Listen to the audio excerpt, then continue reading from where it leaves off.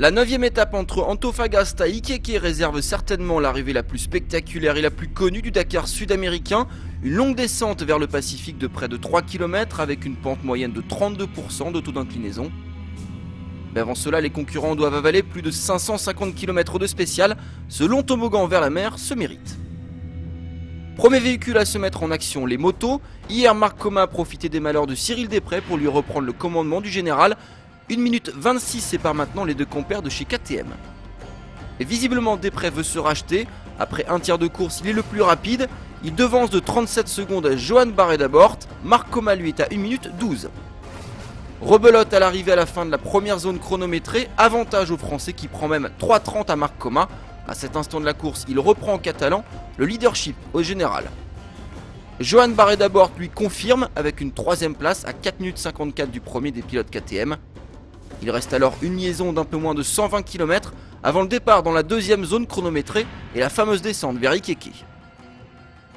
Et la tendance entrevue depuis le départ de la spéciale ne s'inverse pas dans les derniers kilomètres. Mieux, Cyril Després réussit le tour de force d'accentuer son avance sur Coma en bas de la descente vers Iquique.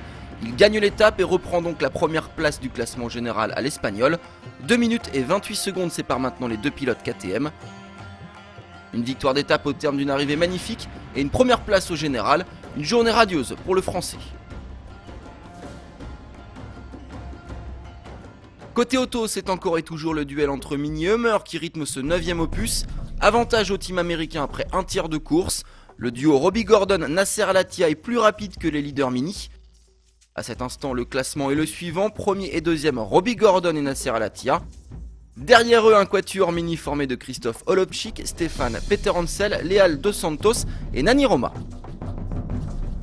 Depuis le départ de ce Dakar 2012, Nasser Al-Attiyah vit avec une épée de Damoclès au-dessus de la tête, la fiabilité de son Hummer numéro 300. À plusieurs reprises les jours précédents, le Qatari a dû s'arrêter, trahi par sa mécanique. À chaque fois pourtant, il est reparti.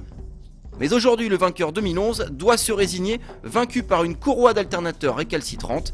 Il quitte donc cette édition kilomètre 174. Heureusement, l'autre leader du team Hummer garde le cap. Robbie Gordon passe le 8ème point de contrôle en leader. À ses basques, une meute Mini affamée. Dans les derniers kilomètres, l'américain ne fléchit pas, il accélère même. Il reprend du temps sur Stéphane Peterencel et offre une nouvelle victoire à Hummer. Son temps, 6 h 25 minutes et 21 secondes. Il devance à Iquique Stéphane Peterencel de 1 minute 38. Mais au général, c'est le Français qui garde la tête. Deuxième, le vainqueur du jour, Robbie Gordon.